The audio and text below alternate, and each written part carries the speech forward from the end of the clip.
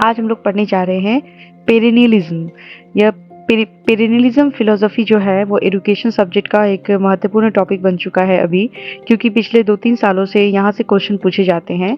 तो आज हम लोग समझते हैं पेरेनियलिज्म फिलोसफी है क्या। पेरेनियलिज्म एक ऐसा फिलोसफी है जो बिलीव करता है नॉलेज जो है वो यूनिवर्सल एंड इटर्नल है, यानी कि जो भी नॉलेजेस है, जो भी हम लोग ज्ञान हम लोग को मिलती है वो कांस्टेंट है, रिमेन है, उसमें कोई चेंजेस नहीं होती है। वह हर इंसान पे वैलिड है, टाइम के साथ उसमें कोई चेंजेस नहीं होती है, चाहे कोई भी सिचुएशन में हो या कोई भी जगह पे हो, चेंजेस नहीं होती है, सेम रहती है हमेशा। ये जो कॉन्सेप्ट है ये सेंट थॉमस एक्विनस के द्वारा डेवलप किया गया था ड्यूरिंग द 20th सेंचुरी, और उन्हें ही फादर भी बोला जाता है पेरेनियलिज्म फिलोसफी का। पेरेनियलिज्म जो फिलोसफी है वो ओरिजिनेटेड हुआ है रियलिज्म से। ये जो टर्म है पेरेनियल, पेरेनियल मतलब होता है एवरलास्टिंग।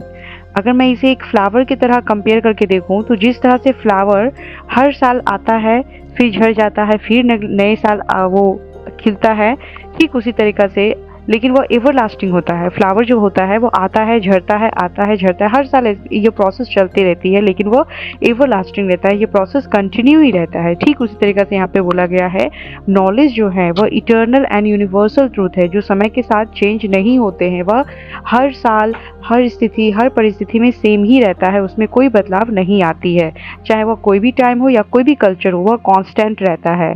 उसके बाद यहाँ पे बोला गया है ये जो फिलोसफी है वह इन्फ्लुएंस है, बहुत ही ज़्यादा इन्फ्लुएंस है फिलोसफी क्लासिकल थिंकर्स के थ्रू, जैसे कि प्लाटो एंड एरिस्टोटल। ये दोनों जो है, यह दोनों इस थ्योरी को बहुत ही ज़्यादा इन्फ्लुएंस किए हैं। लेटर ऑन जो फिलोसोफर थे थॉमस एक्विनस, जिनको फादर भी इनको बोला गया है इस थ्योरी का। उसके बाद हम लोग समझेंगे कि यह थ्योरी किस चीज़ पे एम्फसाइज करता है। तो यह थ्योरी जो है वो emphasises on universal moral and spiritual values. So many scholar consider it as religious and spiritual orientation या oriented। हम लोग ये समझ लेते हैं कि ये जो पेरेनियलिज्म फिलोसफी जो है वो एम्फसाइज किया है universal moral and spiritual values के ऊपर। इसलिए जो बहुत सारे स्कॉलर्स जो है वो इस थ्योरी को रिलीजियस एंड स्पिरिचुअल ओरिएंटेशन भी मानते हैं। रिलीजियस मतलब कि इंसान अपने ह्यूमन वैल्यूज़ को समझना, ह्यूमन वैल्यूज़ जैसे कि मोरालिटी, ट्रूथ, गुडनेस, ऑनेस्टी, इस सब चीज़ को समझना, उसको रियलाइज़ करना। प्लस स्पिरिचुअल ओरिएंटेशन जो है, जिसको बोला गया है कि सोल, इनर सोल को समझना, मैं कौन हूँ, मेरा अस्तित्व क्या है, अल्टीमेट गोल क्या है मेरे लाइफ का, ये दोनों को समझना ही, यानी कि रिलीजियस एंड स्पिरिचुअल ओरिएंटेशंस को समझना ही इस थ्योरी का मेन मकसद रहा है। इसलिए यह थ्योरी जो है वो एम्फसाइज किया है universal moral and spiritual values पर। उसके बाद लिखा गया यहाँ पे कि it stand for the idea of learning without education. Learning without education मतलब होता है true education is more than just collecting fact और प्रैक्टिकल स्किल।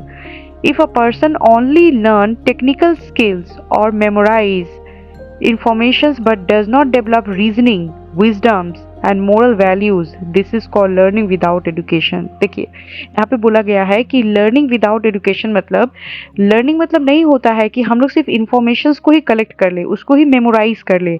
अगर हम लोग उस स्किल को मेमोराइज कर ले हैं, informations को एंड फैक्ट को कलेक्ट कर रहे हैं, informations को अपने दिमाग में एकदम भर ले रहे हैं, लेकिन वो इन्फॉर्मेशन के पीछे क्या लॉजिक है, हम उसे क्यों ले रहे हैं, वो इन्फॉर्मेशन हमारे किस काम का है, इसके पीछे अगर हम लोग कोई लॉजिकल रीजनिंग नहीं कर पा रहे हैं, कोई उसका विजडम नहीं समझ पा रहे हैं, वो ज्ञान क्यों इम्पोर्टेंट है, मोरल वैल्यूज़ क्या है उस चीज़ के पीछे, कोई भी इन्फॉर्मेशन के पीछे, कोई भी नॉलेज के पीछे कुछ ना कुछ तो जो logical reasoning, wisdom and moral values रहता है, अगर हम लोग उस चीज़ को नहीं समझ पा रहे हैं तो हम लोग बोलेंगे कि लर्निंग विदाउट एजुकेशन है वो। क्योंकि यह थ्योरी जो है, ये थ्योरी मतलब यानी कि ये फिलोसफी जो है वो किस चीज़ पे एम्फसाइज किया है, तो development of moral and spiritual values as well as realisation of humans inner self. उस चीज़ को ही अगर हम लोग नहीं समझ पा रहे हैं तो हम लोग जितना भी रट्टा मार ले, जितना भी इंफॉर्मेशन कलेक्ट कर ले, प्रैक्टिकल स्किल्स डेवलप कर ले, this is not education as per this theory. So इस थ्योरी के हिसाब से एजुकेशन मतलब होता है development of moral values, reasonings and wisdom is much more important than factual and informative knowledges. इसलिए यहाँ पे बोला है लर्निंग विदाउट एजुकेशन, यानी कि कोई true education is more important, means true education is more important than collecting fact और practical skill। बोला है कि ट्रू एजुकेशन यहाँ पे आइडेंटिटी बोला यहाँ पे यूज किया गया है वर्ड ट्रू एजुकेशन। इसका मतलब है ट्रू एजुकेशन बोलकर यहाँ पे कंसिडर किया गया है कि development of logical reasoning, wisdom's and moral values. उस चीज़ का जब तक डेवलपमेंट नहीं होगा, हम लोग कोई भी इंफॉर्मेशन को भले कितना भी डीपली जाके कलेक्ट कर ले, फैक्चुअल इंफॉर्मेशन रख ले, प्रैक्टिकल स्किल्स डेवलप कर ले, दे आर ऑल यूजलेस, सभी यूजलेस हैं एज पर पेरिनिज्म फिलोसफी के अकॉर्डिंग।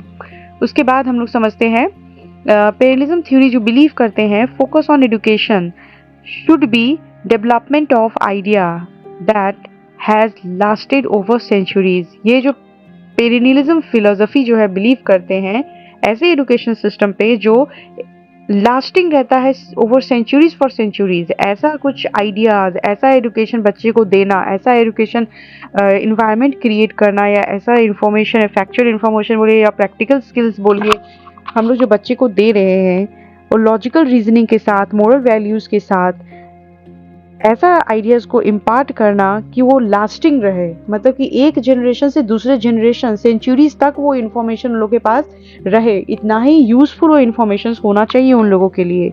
उसके बाद बोला गया है कि it is teacher centred approach and design to provide children with the relevant skills that is valid today and will be relevant in the future।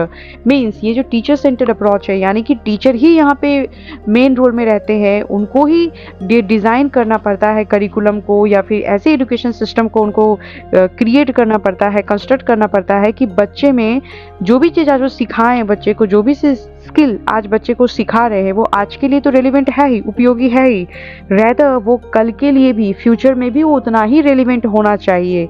इसलिए नॉलेज को बोला है एवर लास्टिंग, मतलब कि जो आज भी है वो कल भी होना चाहिए, एवर लास्टिंग होना चाहिए, सेंचुरीज, ईयर टू ईयर। उसके बाद यहाँ पे बोला गया है it believed that ideas taught in school should be evergreen and everlasting। that I told you now कि ideas जो स्कूल में पढ़ाई जाएंगे, ideas means that knowledge that student gather in the school, this should be, it should be everlasting and evergreen। मतलब कि बच्चे को जो भी इंफॉर्मेशन स्कूल में पढ़ाई जाएगा, जो भी उसको नॉलेज इम्पार्ट किया जाएगी उनके माइंड में, वो एवरलास्टिंग होना चाहिए, यानी कि सेंचुरीज पर सेंचुरीज, जनरेशन टू जनरेशन उस नॉलेज को वो यूज़ कर पाए, उस नॉलेज को वो यूटिलाइज कर पाए अपने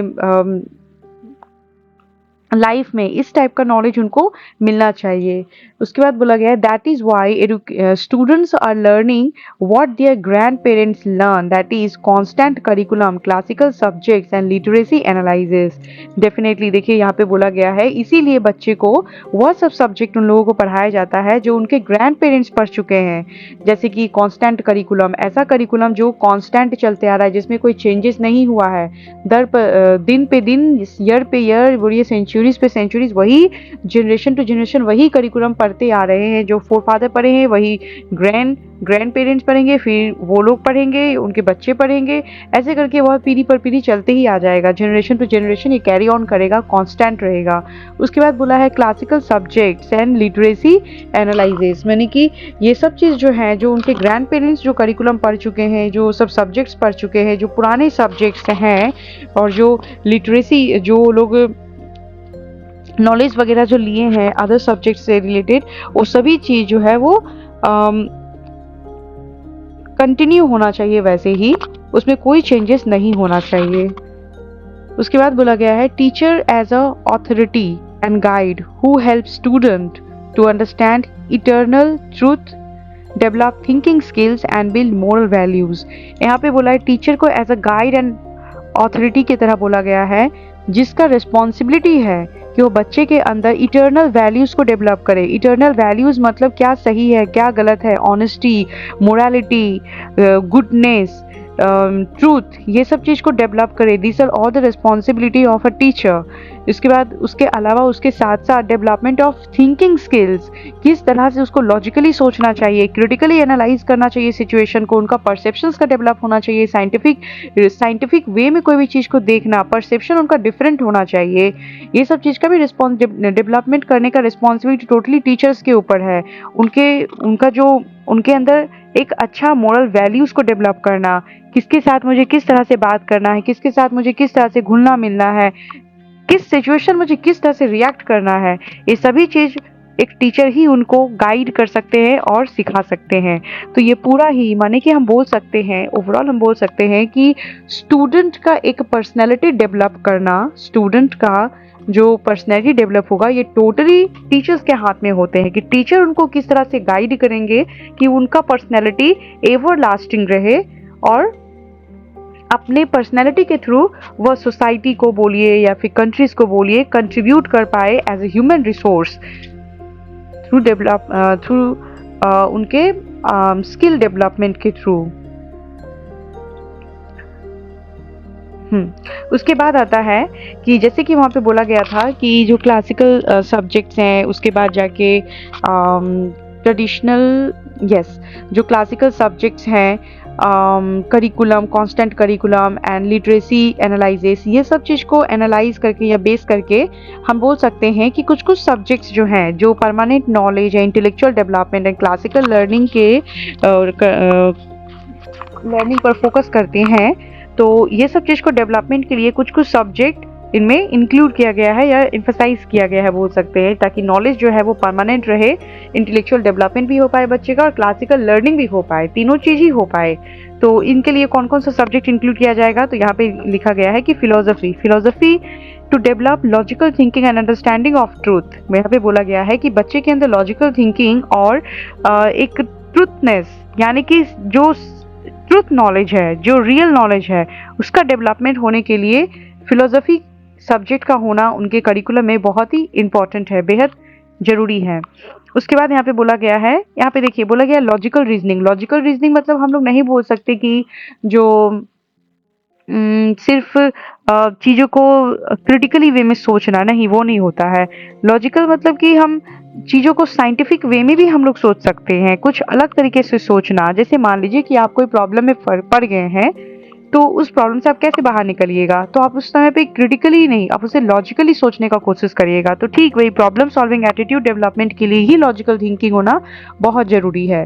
उसके बाद बोला गया है मैथमेटिक्स जो है to develop reasoning and analytical thinking and reasoning.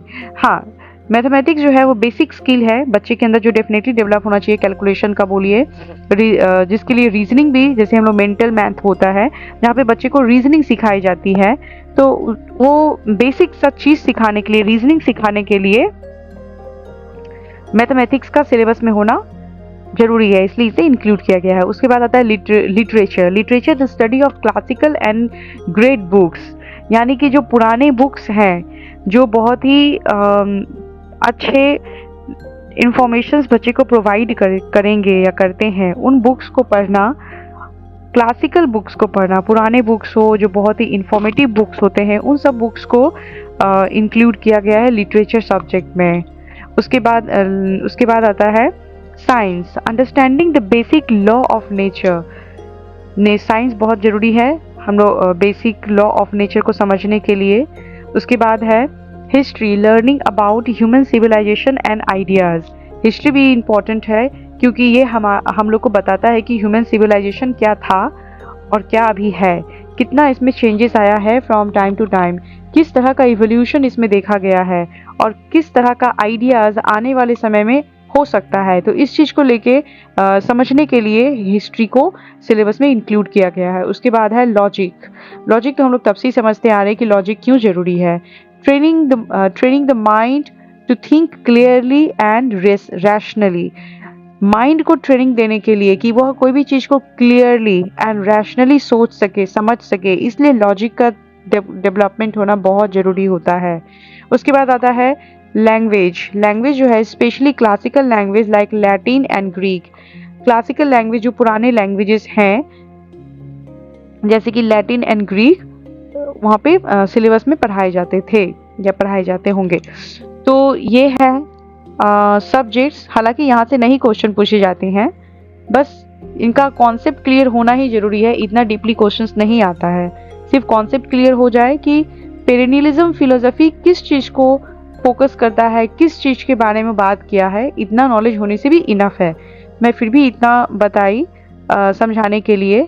तो आशा करती हूँ आप लोग को समझ आ गया होगा। तो अभी के लिए इतना ही। Best of luck.